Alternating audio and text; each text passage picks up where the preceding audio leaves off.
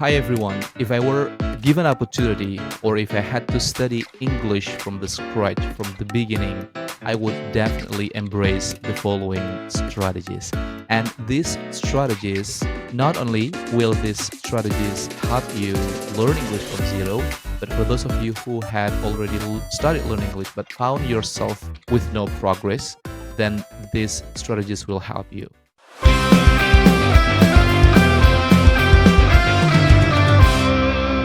The first thing that I would do is that I would definitely approach English as a living language. This is true for almost everybody. For me, especially who live in Indonesia, where I started learning English from school way or textbook way. So we learn English as a dead thing. Well, the fact that language, any language in the world, is not something that it's live, it's a living language.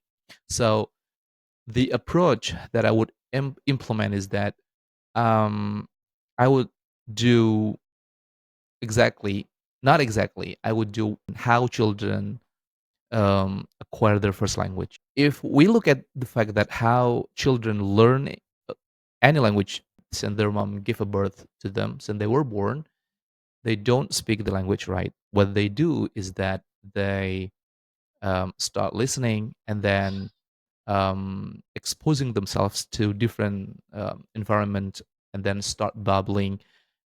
So this constant exposure and by participating in meaningful communication will help these baby grow their language better, not just acquired through formal instruction, just like we typically do in a formal setting, like in classroom.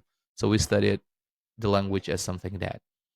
So if I were given opportunity to learn English one more time, I would do that. I would never study English as a dead thing or what we typically learn at school, like school way or textbook way. We spend hours learning grammars, memorizing rules and pattern, and those are very frustrating sometimes. And the second one is that what I would do is that I would focus on listening from easy to rather difficult input. So I will provide myself with listening. If you have started learning English and you found yourself with no progress at all, for example, it may be frustrating you. So you can start listening.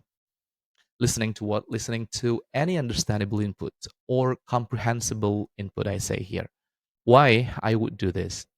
This is really crucial in language acquisition. This means that listening to content that we mostly understand with just enough challenge can push us, can push our skill forward. That's what I would do. So I would focus on listening. And the third approach that I would do is that I would memorize English expressions, phrases, and not isolated words.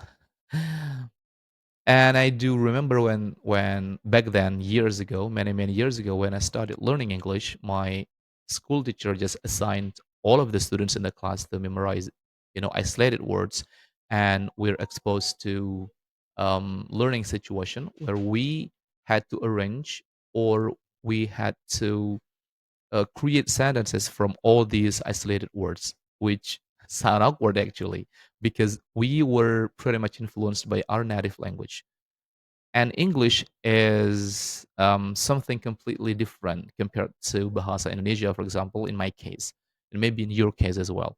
Isolated words don't have context, while what we need to understand is that English or a language that we're learning must have context.